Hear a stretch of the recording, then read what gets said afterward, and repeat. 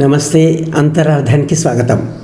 కేంద్రంలో కొత్తగా ఏర్పడ్డ ఎన్డీఏ ప్రభుత్వానికి గౌరవనీయ ప్రధాని నరేంద్ర మోదీ గారికి, ఆయన సహచర మంత్రులకు అంతరార్థం తరఫున నా తరఫున అభినందనలు, శుభాకాంక్షలు.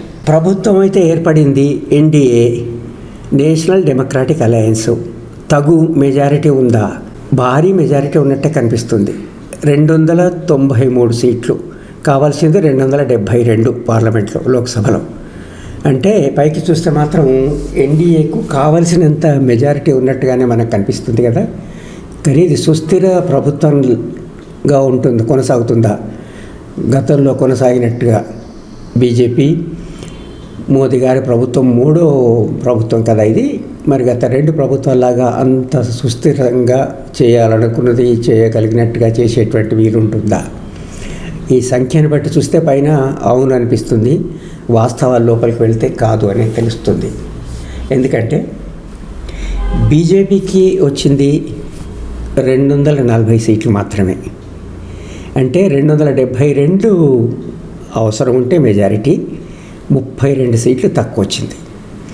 అట్లాంటప్పుడు మరి ఎన్డీఏ భాగస్వాముల పైన ఆధారపడాల్సి ఉంటుంది. ఎన్డీఏ భాగస్వాములు అంటే ఎన్ని పార్టీలు? 14 పార్టీలు. ఇక్కడ చూడండి, 7 పార్టీలకు దీంట్లో ఒక్కొక్కళ్ళకు 2 సీట్లు ఆ పైన వచ్చిన సంగతి కనిపిస్తుంది ఇక్కడ. మిగతా 7 పార్టీలకు మాత్రం కేవలం ఒక్కొక్క సీటు మాత్రమే. అంటే 14 పార్టీల కలయిక. తర్వాత దీంట్లో కొంచెం ఎక్కువగా వచ్చిన వాళ్ళు, అత్యధికంగా బీజేపీ తర్వాత వచ్చిన వాళ్ళు, రెండవ పెద్ద party TDP, Telugu Desam party, Chandrababu Naidu గారి ఆధ్వర్యంలో ఉన్నటువంటి పార్టీ. తర్వాత ఆ పార్టీకి 16 సీట్లు.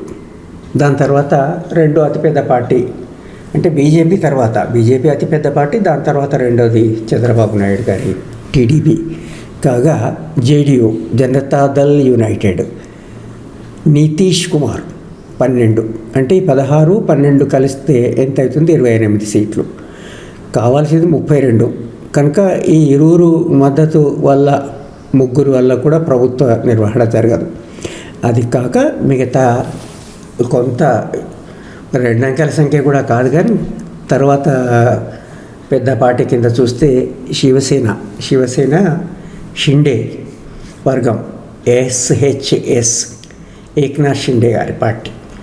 ఆ పార్టీకి వచ్చింది 7 సీట్లు. తర్వాత లోక్ జనశక్తి, రామ్ విలాస్ పాస్వాన్ 5. ఇంకా మిగతా వాళ్ళంతా ఇంకా 3 కదా ఉన్నది, అవి 2 సీట్ల చొప్పున.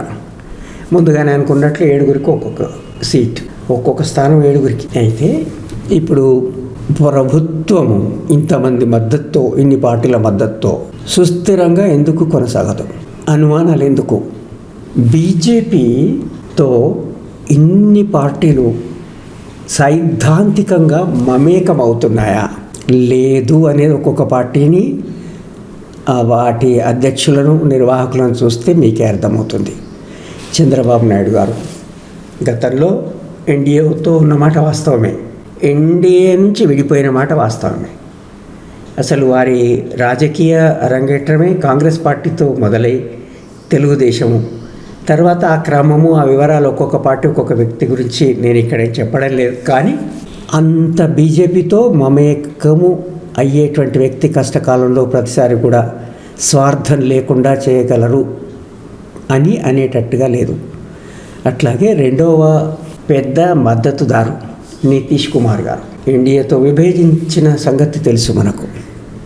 కనుక సంపూర్ణంగా బీజేపీ హిందుత్వ, బీజేపీ ఇతరత్ర ఆచరిస్తున్నటువంటి విధానాలను సంపూర్ణంగా మద్దతు చేసే పార్టీలు ఇవి కావు. అట్లాగే మిగతా ఈ పార్టీలన్నీ కూడా కావు.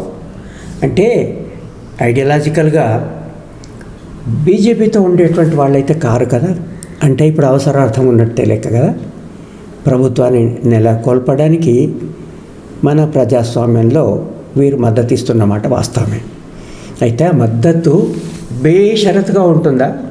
ముందుగానే మనం చూసాం, మాకిన్ని మంత్రివర్గ స్థానాలు కావాలి, క్యాబినెట్ పొజిషను ఫలానా. అవి కాకుండా ఇతర స్పీకర్ పదవి మా పార్టీకి కావాలి, లేకుంటే క్యాబినెట్లో ఫలానా శాఖ మాకు కావాలి. ఇట్లాంటి ఒప్పందాలు.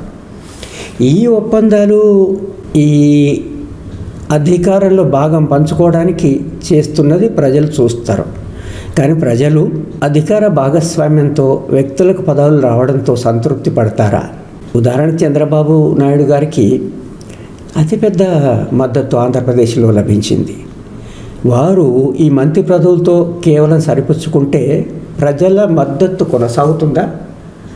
ప్రత్యేక ప్రతిపత్తి రాష్ట్రానికి కావాలని, అమరావతి రాజధానిని వృద్ధి చేయడానికి కేంద్రం నుంచి కావాల్సినటువంటి నిధులు రావాలి.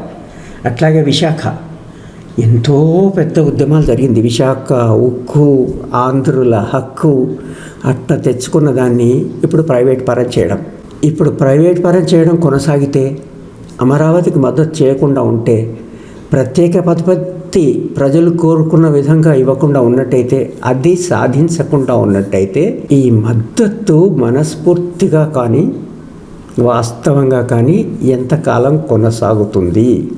ఎంత ఒత్తిళ్ళు చంద్రబాబు నాయుడు గారిపై వస్తాయి? ఇది ఒక పార్టీకి సంబంధించిన ఉదాహరణ. నితీష్ కుమార్ గారి విషయం తీసుకున్నా కూడా వారు ప్రత్యేక ప్రతిపత్తి అడుగుతున్నారు. ప్రత్యేక ప్రతిపత్తి ఒక రాష్ట్రం 2 రాష్ట్రాలకు ఇస్తే మిగతా రాష్ట్రాలు వాళ్ళు ఏ మేరకు సంతృప్తి చెందుతారు? ఇవి మోదీ గారి నేతృత్వంలో ఉన్న ఎన్డీఏ ప్రభుత్వం చేయగలదా? అట్లాగే బీజేపీ తన వాగ్దానాలు, అక్కడ వాగ్దానాలు ఏంటి? మోదీకి గ్యారంటీ అని చెప్పారు వ్యక్తిగతంగా.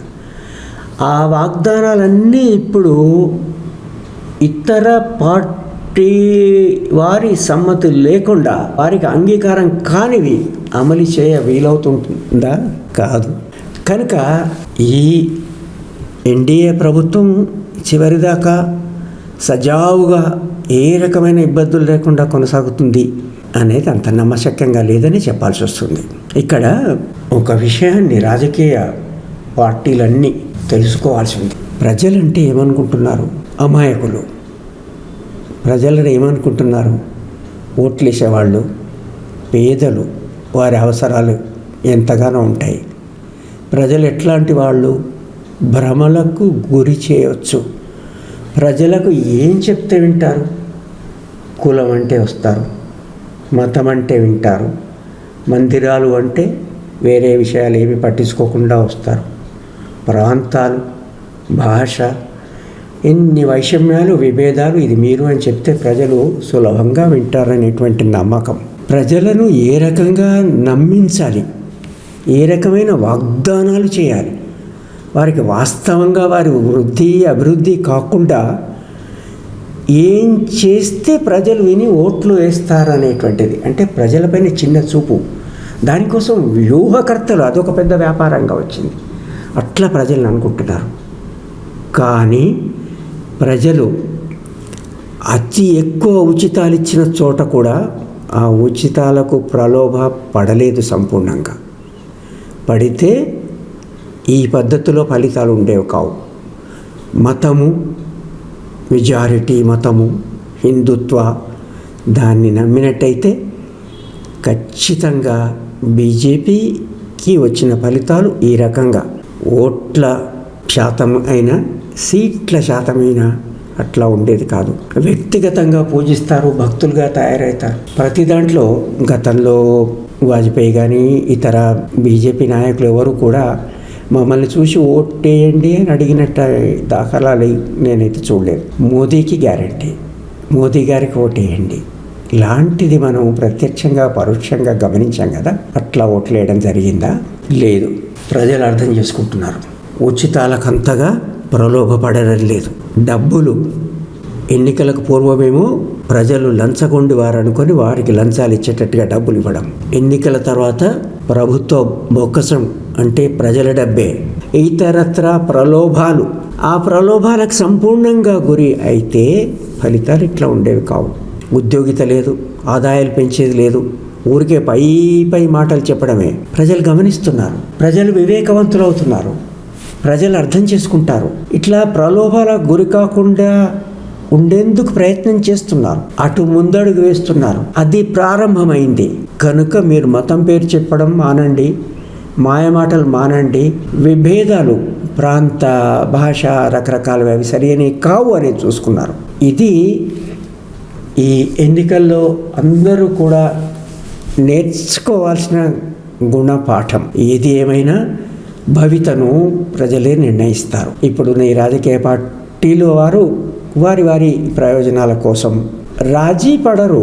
ప్రజలు కొన్ని చోట్ల రాజీ పడనివ్వరు కూడా. కనుక సుస్థిరంగా ఈ ప్రభుత్వం కొనసాగుతుందని, 5 ఏళ్ల వరకు సుగమంగా ఉంటుందని అనుకునే వీల్లేదు. ఈ వీడియోను ఇంత ఓపికగా చూసినందుకు ధన్యవాదాలు. ఈ ఛానల్ ఇప్పటిదాకా మీరు సబ్స్క్రైబ్ చేయకుండా ఉన్నట్టయితే దయచేసి సబ్స్క్రైబ్ చేయండి. సబ్స్క్రిప్షన్ ఉచితమే. మీరు సబ్స్క్రిప్షన్ చేయడం వల్ల ఇట్లాంటి అనేక వీడియోలు మీకు అందించడానికి మీరు వెన్ను తట్టినట్టుగా ఉంటుంది. ధన్యవాదాలు.